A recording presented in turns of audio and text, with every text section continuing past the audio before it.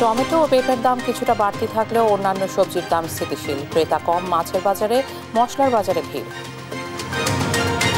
সাভারের ভূমি অফিসগুলো যেন আলাদিনের চেরাগ। ফ্ল্যাট বাড়ির মালিক, পিয়ন, পেশকার, সেবা প্রত্যাশীদের জিম্মি করে অর্থ আদায়। ভিসা জটিলতায় দিনাজপুরের হিলি ইমিগ্রেশনে কমেছে যাত্রী পারাপার। রাজস্ব আয় ঘাটতি, ক্ষতির মুখে ছোট বড় ব্যবসা প্রতিষ্ঠান। ক্যান্সার প্রতিরোধী মিষ্টি আলুর নতুন জাত উদ্ভাবন কৃষি বিশ্ববিদ্যালয়। উৎপাদন হবে বৎসরব্যাপী, চাষাবাদে লাভবান হবেন কৃষক। এবং অনাহারে মারা যাচ্ছেন গাজাবাসী, চলছে ইসরায়েলি আগ্রাসন। নিজ ভূখণ্ডেই সমর্থন হারাচ্ছে নেতানিয়াহু, তেল আবিবে বিক্ষোভ। দেখছিলেন শিরোনাম সংবাদ, দুপুরের সঙ্গে আছে আমি ইশিকা আজিজ। রাজধানীতে টমেটো ও পেঁপের দাম কিছুটা বাড়তি থাকলেও সহনীয় পর্যায়ে রয়েছে অন্যান্য সবজির দাম। মাংসের বাজার স্থিতিশীল থাকলেও মাছের বাজারে ক্রেতাদের সংখ্যা কম। এদিকে এলাচি ছাড়া বাকি মশলার দাম রয়েছে স্থিতিশীল। রাজধানী কাউরান বাজারে সবজির দাম রয়েছে সহনীয় পর্যায়ে। টমেটো, পেঁপে ও শসার দাম বাড়তি থাকলে অন্যান্য সবজির দাম কমেছে। গরু ও মুরগির মাংসের দাম নিয়ন্ত্রণে রয়েছে। মাছের বাজারে কমেছে ক্রেতাদের সংখ্যা। এদিকে এলাচি দাম বাড়লেও স্থিতিশীল রয়েছে অন্যান্য মশলার দাম। আসন্ন ঈদুল আজহাকে সামনে রেখে মশলার বাজারে ভিড় লক্ষ্য করা যায়। বিক্রেতারা বলছেন, সরবরাহ ঠিক থাকলে দাম নিয়ন্ত্রণে থাকবে। যথেষ্ট কম দাম আছে, মানে যা নাকি আপনাকে নিম্নমানের মানুষ তারা আপনার গিয়া মানে তাদের বাজারহাট করতে এখন কোনো সমস্যা হবে না। এলাচির দাম একটু বাড়ছে। এলাচি গত এক মাস আগে এলাচি ছিল 70-4200 টাকা ছিল, এখন হচ্ছে এলাচি যেটা ভালো না, যেটা হাই কোয়ালিটি, ওটা হচ্ছে আপনার 5200 টাকা। আর জিরার দাম গতবার অনুমানে এবার অনেকের দাম কম। বর্তমান যে বাজারটা আছে, বাজারের পরিস্থিতি একদম নিয়ন্ত্রণের ভিতর। সপ্তাহান্তে রাজধানীর নিত্যপণ্যের বাজার পরিস্থিতি জানাতে রাজধানীর কারওয়ান বাজার থেকে যুক্ত হচ্ছেন সহকর্মী AH হিমেল। হিমেল, বেলা বাড়ার সঙ্গে সঙ্গে নিত্যপণ্যের বাজারে কোনো দাম দরের কোনো পরিবর্তন দেখছেন কিনা আমাদের বিস্তারিত জানাবেন।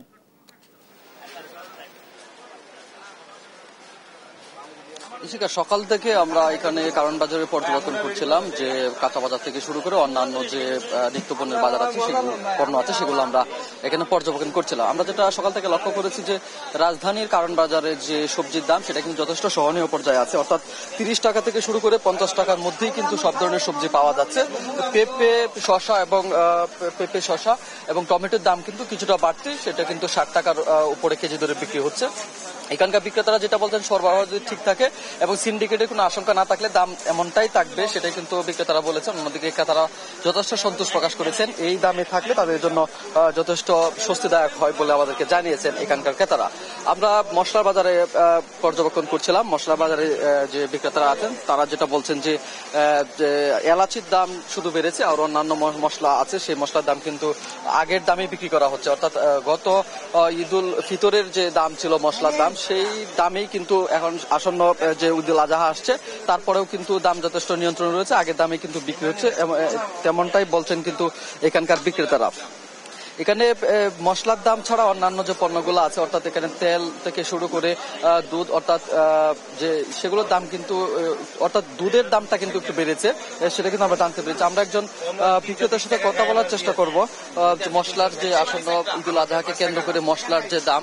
আপনি আমাদেরকে জানাবেন যে সামনের ঈদকে কেন্দ্র করে মশলার দাম বাড়ার কোনো সম্ভাবনা আছে কিনা এবং সার্বিক মশলার দাম কেমন যাচ্ছে? ভালো তরকা খাই, যে আমি এই যে তেলি মুড়ি বানাই খাই,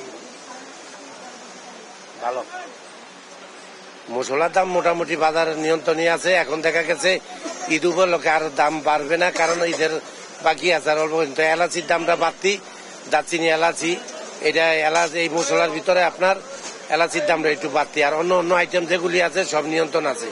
আশা করি ঈদের আগে আর কোনো মশলার দাম বাড়বে না। অন্যান্য যে পণ্যগুলো আছে, দুধ, তেল, সেমাই, সেই ব্যাপার তো বাড়িয়ে গেছে, এগুলি আর বাড়বে না। দুধের দাম বাড়ছে, সেমাই টেমাই তৈরি প্যাকেট করা গায়ে রেট আছে, এগুলি আর বাড়বে না। এই ঈদে সেমাই টেমাই বাড়ে না, পোলার চাল টাল এগুলি বাড়বে না। বাড়লে মশলার বাড়ার একটু চিন্তা ভাবনা ছিল, তো এখন তৈরি আমরা দেখি মশলার আইটেম এখন তৈরি বাড়ে নেই, তাই আশা করি আর বাড়বে না। উনি যেটা বলছেন যে মশলার দাম এলাচি ছাড়া অন্যান্য দামগুলো নিয়ন্ত্রণে রয়েছে এবং পোলাওয়ের চাল থেকে শুরু করে অন্যান্য যে পণ্যগুলো সেগুলো নিয়ন্ত্রণে রয়েছে, শুধু দুধের দামটা বেড়েছে তেমনটা কিন্তু এখানকার বিক্রেতারা বলছিলেন। আমরা মাছের বাজার এবং মাংসের বাজারে পর্যবেক্ষণ করেছি। মাছের বাজারে ক্রেতাদের সংখ্যা যথেষ্ট কম লক্ষ্য করা যায় এবং মাংসের দাম যথেষ্ট স্থিতিশীল রয়েছে, অর্থাৎ আগের দামে কিন্তু বিক্রি হচ্ছে। রাজধানী কারণ বাজার থেকে বাজার পরিস্থিতি আমার কাছে এই ছিল সর্বশেষ। ইশিকা।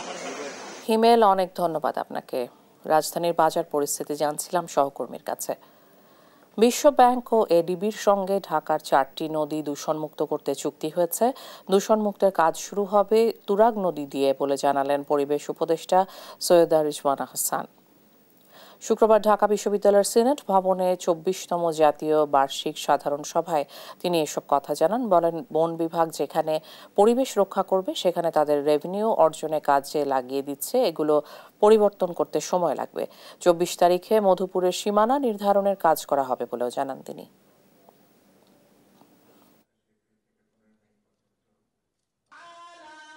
আপনাদের জ্ঞাতার্থে জানাচ্ছি যে আমরা বিশ্ব ব্যাংকের সাথে এবং এডিবির সাথে ঢাকার 4টা নদী দখল এবং দূষণমুক্ত করার কাজে আলোচনাটা প্রায় চূড়ান্ত করে এনেছি। আশা করি তুরাগ নদী দিয়ে, আমার খুব ইচ্ছা ছিল বুড়িগঙ্গা নদী দিয়ে শুরু করি, কিন্তু বুড়িগঙ্গার সবচাইতে বড় বিপদ হচ্ছে এর তলদেশে 5 থেকে 7 ফিট উচ্চতায় জমে থাকা পলিথিন। এগুলো তুলে আপনি কেমন করে বর্জ্য ব্যবস্থাপনা করবেন সেটা আমাদের জানা নেই। গত কয়েকদিনের টানা বৃষ্টি ও সীমান্তের ওপার থেকে নেমে আসা পাহাড়ি ঢলে বেড়েছে সুনামগঞ্জের নদ নদীর পানি। এতে ডুবতে শুরু করেছে হাওর। লোকালয়ে পানি ঢোকারও আশঙ্কা রয়েছে। এ নিয়ে চিন্তিত হাওর ও নদী পাড়ের মানুষজন। বন্যা পরিস্থিতি সৃষ্টি হলে তা নিয়ন্ত্রণে জেলা প্রশাসন এখন থেকেই প্রস্তুতি নিচ্ছে। এ নিয়ে গেল বৃহস্পতিবার আলোচনা সভা করেছে প্রশাসন।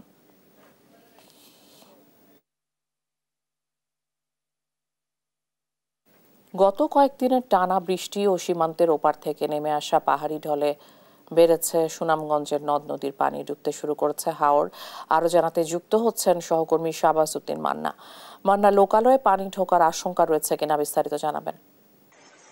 ধন্যবাদ আপনাকে।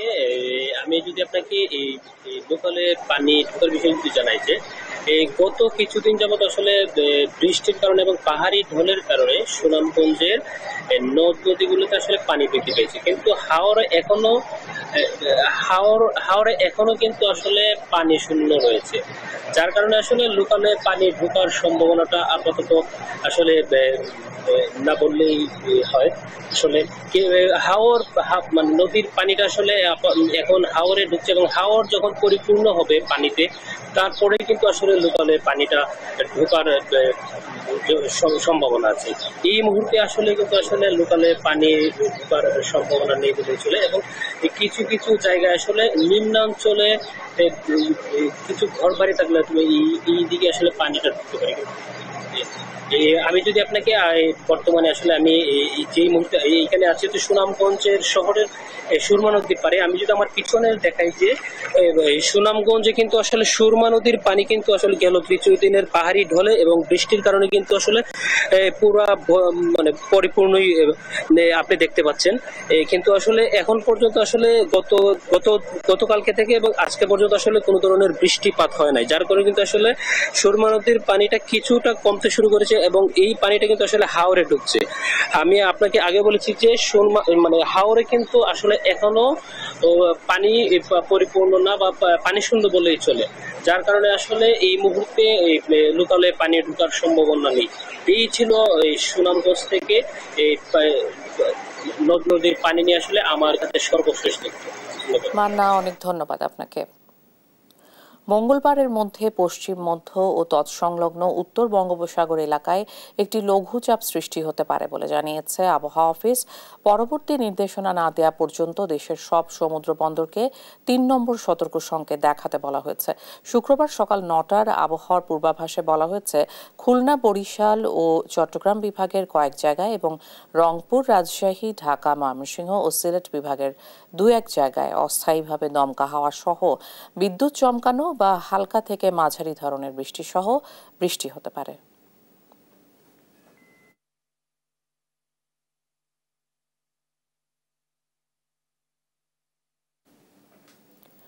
সাভার আশুলিয়ার ভূমি সংক্রান্ত অফিসগুলো যেন আলাদিনের চেরাগ, যার ছোঁয়ায় বদলে যায় পিয়ন থেকে পেশকারের ভাগ্য।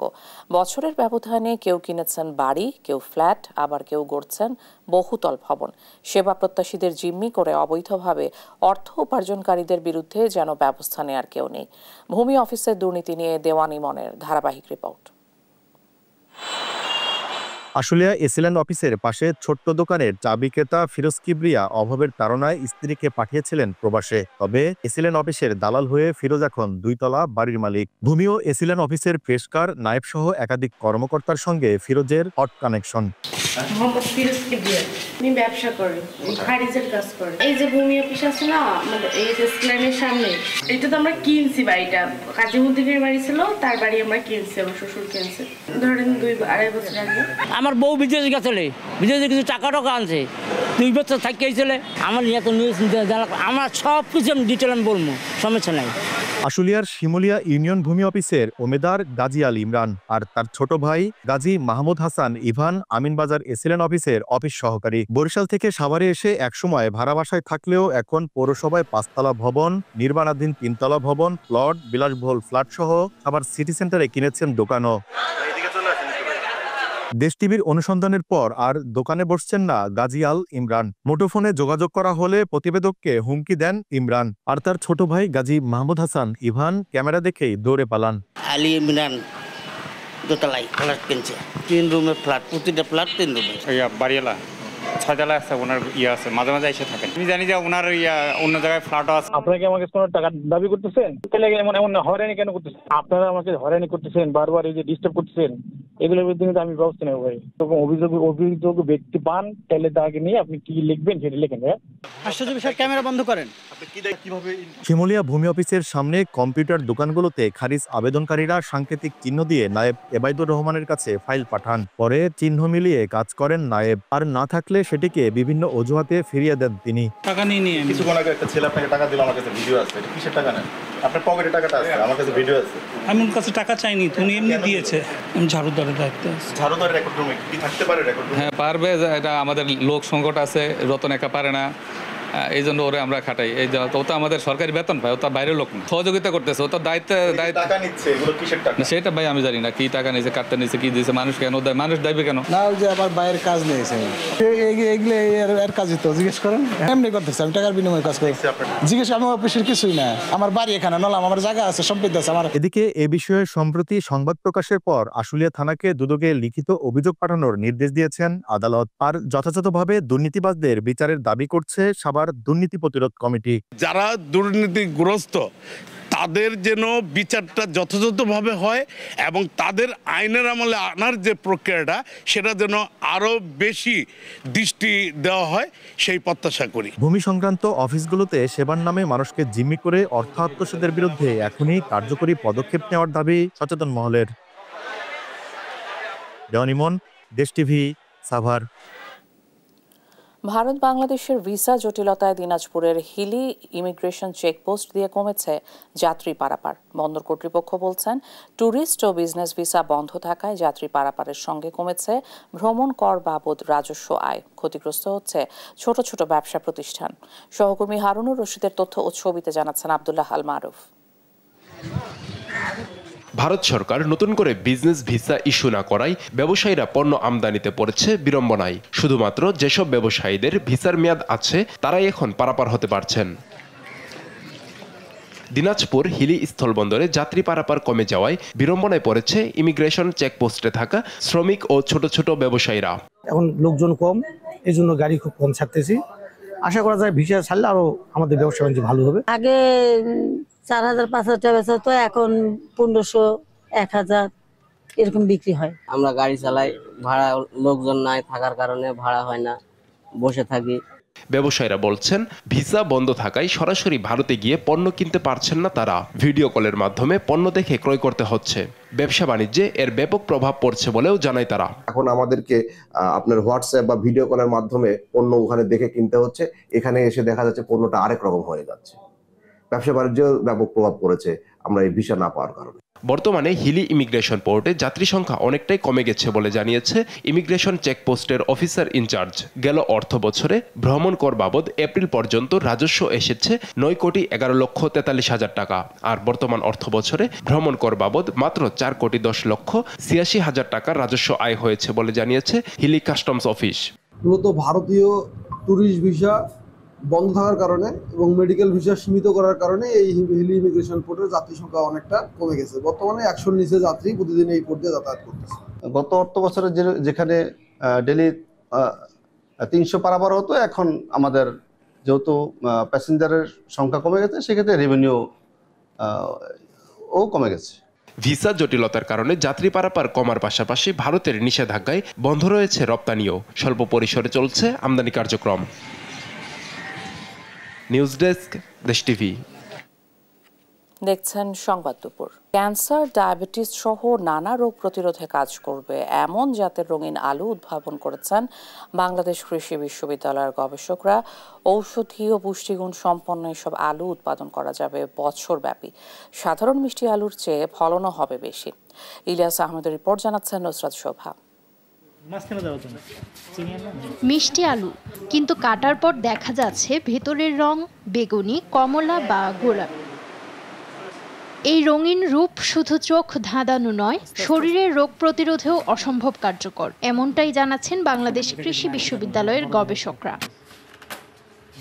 2021 সালে পেরুর লিমায় অবস্থিত ইন্টারন্যাশনাল পটেটো সেন্টার থেকে আনা বিশেষ জাতের বীজে শুরু হয় গবেষণা। এরপর 5 বছরের নিরলস প্রচেষ্টায় উদ্ভাবন করা হয় বাও সুইট পটেটো 7, 8 ও 9 নামের 3টি রঙিন জাত। এতে প্রচুর পরিমাণে অ্যান্থ্রোসায়োনিন, ক্যারোটিন ও হাই ফাইবার রয়েছে। এসব আলু নিয়মিত খেলে ক্যান্সার, ডায়াবেটিস সহ নানা রোগ প্রতিরোধ সম্ভব বলছেন গবেষণা টিমের প্রধান। অ্যান্থ্রোসায়োনিন হচ্ছে এক ধরনের সেকেন্ডারি মেটাবলাইট, যেটা আপনার হচ্ছে এক ধরনের অ্যান্টিঅক্সিডেন্ট, যেটা আপনার ক্যান্সার প্রতিরোধী কাজ করতে পারে বা করতে পারে বলে আশা করি।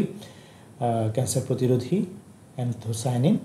আর কেরোটিন যেটা, সেটা আপনারা জানেন, সেটা হচ্ছে ভিটামিন এ এর উৎস, যেটা অনেক সময় রাতকানা বা অন্ধত্ব থেকে রোগ প্রতিরোধ ক্ষমতা দিবে। কারণ ভিটামিন এ এটা প্রুভেন, যে প্রমাণিত যে সেটা অন্ধত্বের এগেনস্টে এবং রাতকানার এগেনস্টে কাজ করে।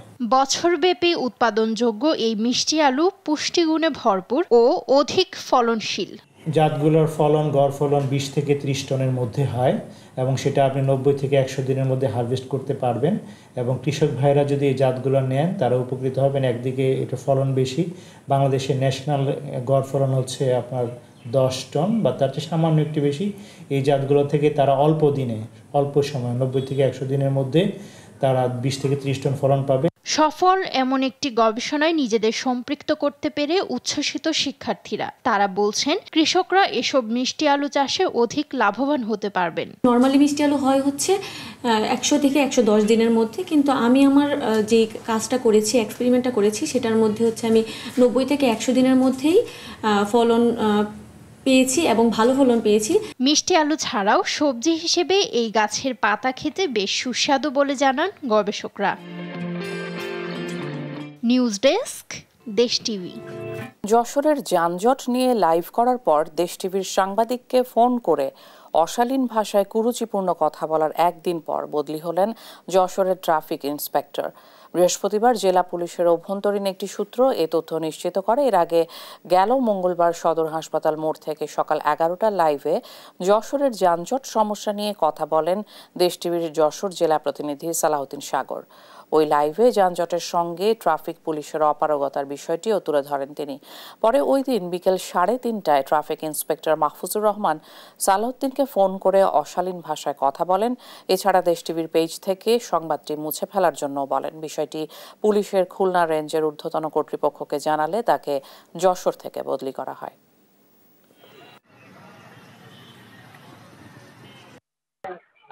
ভাই কি চুদির ভাই হয়ে গেলাম? কই আপনি? কই আপনি? কই বারে জানেন না আপনি? কই আছেন? ওই সংবাদ নিউজটাকে ডিলিট করার কোনো অপশন আছে? ওটা তো স্টেশন থেকে সম্প্রচার হয় ভাই। যদি থাকে তাহলে কই দেন, না থাকলে তো নাই। না। দেখছেন সংবাদ দুপুর।